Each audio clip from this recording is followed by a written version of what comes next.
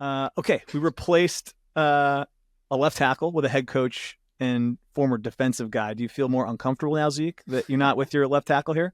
No, I'm good. You're good? Yeah, You feel good with the head coach? Yeah, Okay. of course. I wanted to ask you, Coach, first. Now that you're the head coach, second year, how much did you know about offensive line before you took the job? And have you had to learn a lot more about offensive line play in the last year and a half being the head coach here? No, I think any coach, as a defensive coordinator, you got to know about offensive line play, and more than anything is getting to know the people, right? Because you're a defensive coordinator, you spend all your time with the defense, and you become a head coach. And I was very intentional about spending time with these guys, especially the big guys. Like the very first day I said, we're an O-line, D-line driven program. And so I had a relationship with the D lineman, but I was intentional about developing one with the O-line.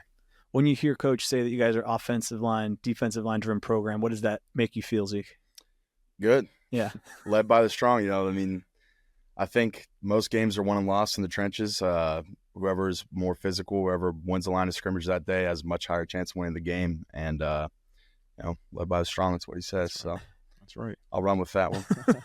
When you've got someone like Zeke, and we just had Joe in here who just left, like these are big time leaders for your program. Just how valuable is it to have guys like that up front you can count on when you are starting to kind of build the program out? Yeah, I remember saying to these guys last year, when your biggest guys are your best leaders, that's something special, and I knew about Zeke because I was at Cincinnati, and he's from Cincinnati, and kind of followed him here. And, Zeke was able to give a senior speech in fall camp to our players and to our program about some of the ups and downs, and we call them the bumps in the road along his journey. And to hear the authenticity of his journey, it spoke volumes to me, but I hope it spoke volumes to many of the guys in the room of this journey through college. And so Zeke's been just a great leader for us and a great football player.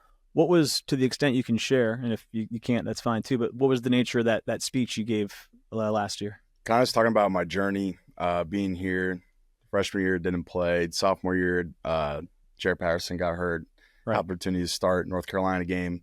Sprained my ankle pretty bad in the first quarter of the game, finished the game out, and then my next start was the Rose Bowl versus Alabama.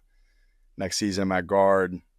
I start the first 6 games. I'm benched out the rest of the season, and I had 2 choices at that moment, and it was to look outward and point my finger and try and blame someone else, or try and figure out why this was happening to me, or look inwards and figure out a solution and how can I better myself? How can I make this happen for myself? Yeah. Like become undeniable.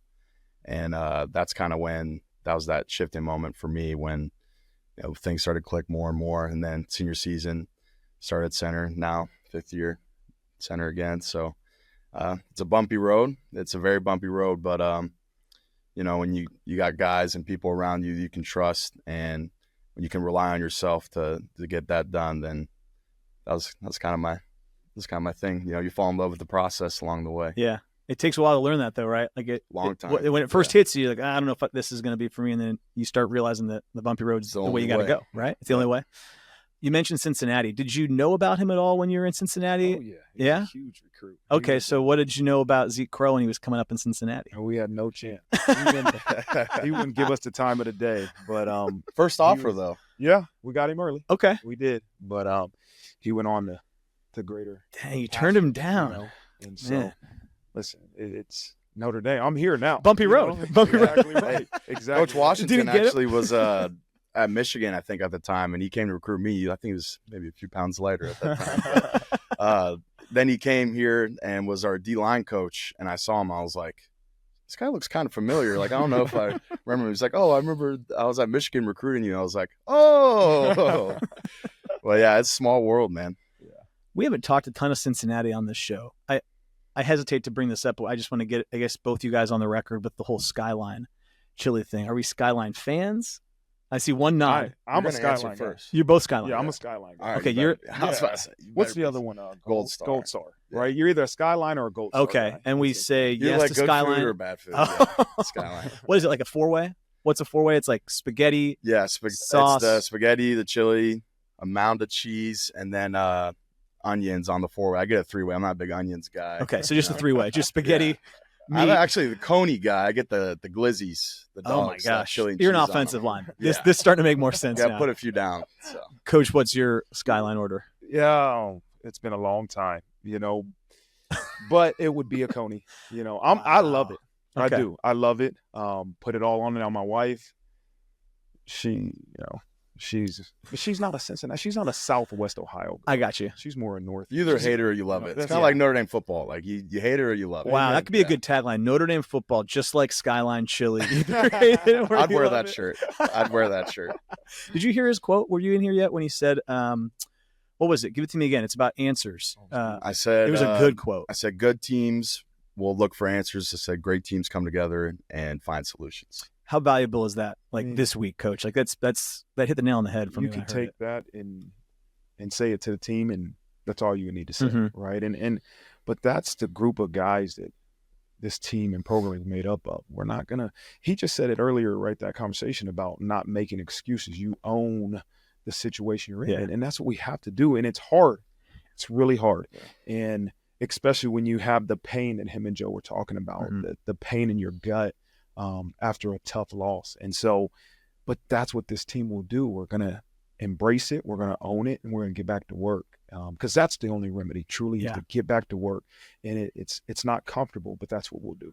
One thing I heard too, to transition a little bit, Zeke, is you're one of 9. Is that correct? And you're the youngest? I'm the baby. Yeah. Okay, so Big just baby. how old's your oldest sibling? She's 40. So that's quite the gap, right? Yeah. I'm an only child. So, you got to explain a lot to me here. But what was that like growing up in a house of 9 and then also being the youngest? It was awesome. Okay. It was so much fun. Yeah, there's never a dull moment. I was always entertained, always wrestling. There's something always happening in the house. And then, growing up, all my teachers were like, oh, Zeke, like, I know you. I'm like, how? I've never even seen you before. And they're like, well, I remember when you were born, your sister was in my class. And this is like, she was a senior in high school. Wow. And I was just born. So then they'd have her and then all of my siblings and then me, the ninth Correll that they had. But, my parents are such amazing people. They did an awesome job blessing us and instilling great things in us. It was so much fun. Coach, have you gone to him at all and asked for tips at all, or like what worked as a 9? Because you got 6, right? Yeah. Me and my wife said, listen, you 3, 6, not once you're outnumbered, right? You just keep starting over.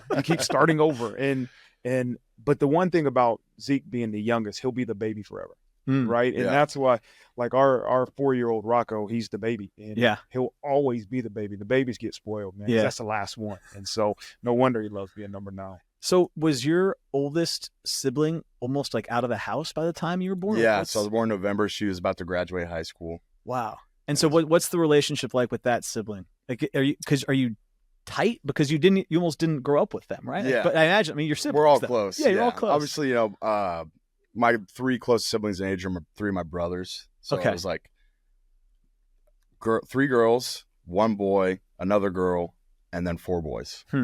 So I'm definitely been able to spend a little more time with my brothers. 3 of my brothers came for the game this Saturday. But I mean, we're all really close, and it's kind of funny. Like, I'll make the joke, like, some of my siblings are older than some of my coaches. So it's kind of just like, I don't know what the dynamic should be sometimes, but it's great. And I already have 13 nieces and nephews so far. I'll probably end up being like 30 something by the time it's all said and done. Yeah. So Wow. That is wild. Before I get you out of here, I've asked to do this every week just while the guys here, and it's been great. We've had so many older leaders, but just with Zeke, and I can tell he's a guy that you lean on for kind of some leadership with the team.